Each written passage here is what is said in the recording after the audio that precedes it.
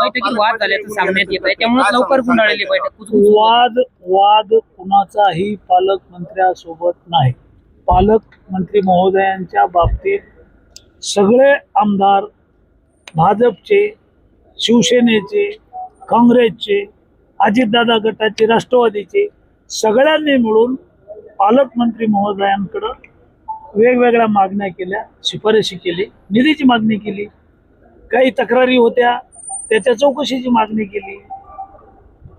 जे समृद्धी महामार्ग आहे, या समृद्धी महामार्गावर कॉन्ट्रॅक्टरनं 10 लाख ब्रास मुरुमाची चोरी केली.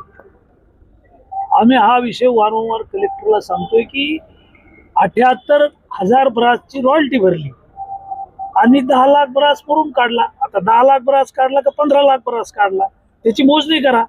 उद्या पाऊस पडला, आता जर पाऊस पडला असता जून महिन्यात तर 10 लाख ब्रास मुरुमाची चोरी केलेली ते पाप झाकलं असतं. कलेक्टरच्या कार्यालयातून कोण फोन करतंय की मोजणी करू नका अधिकाऱ्यांना? गुत्तेदारांना कोण सपोर्ट करतंय? कलेक्टरच्या आदेशानं करतात का परस्पर करतात? हा विषय होता. खडी क्रिएशन समृद्धी महामार्गाचं बिना परवानगीचं चालू आहे.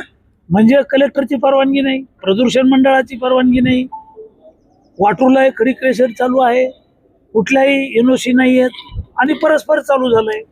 10 लाख ब्रास पुरून झाला. आमच्याकडे एका ट्रॅक्टरवाल्याला पोलिसांनी पकडलं आणि त्याच्या बायकोवर आणि त्याच्यावर 307चा गुन्हा दाखल केला.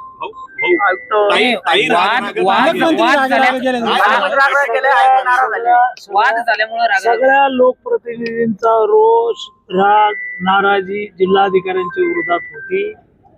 शेवटी प्रशासन म्हणून पालकमंत्री महोदयांना लोकप्रतिनिधी आणि प्रशासनातल्या अधिकाऱ्यांचं बॅलन्स करावं लागतं.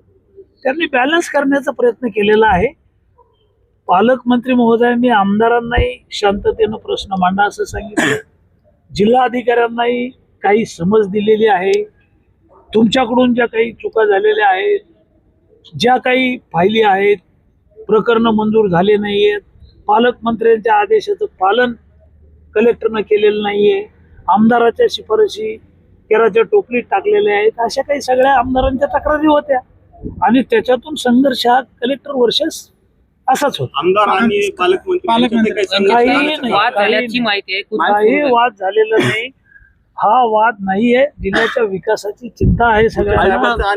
कुणाचाही वाद झालेला नाहीये. वाद आहे तो कलेक्टरचा आहे आणि अशा छोट्या मोठ्या घटना घडतात. 3 तास बैठक चालली आणि बैठक संपली.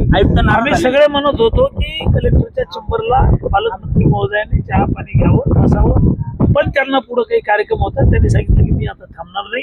मी 3 तास थांबले. मला 1.5 तास बैठक घ्यायची होती. आता मला पुढच्या कार्यक्रमाला जायचे.